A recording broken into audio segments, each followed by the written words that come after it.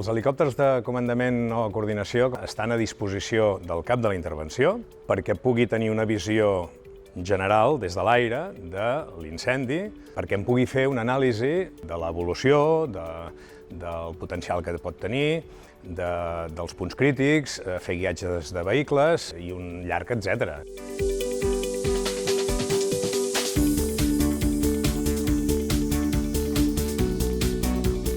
L'helicòpter de coordinació s'alça quan l'incendi es fa gran i calen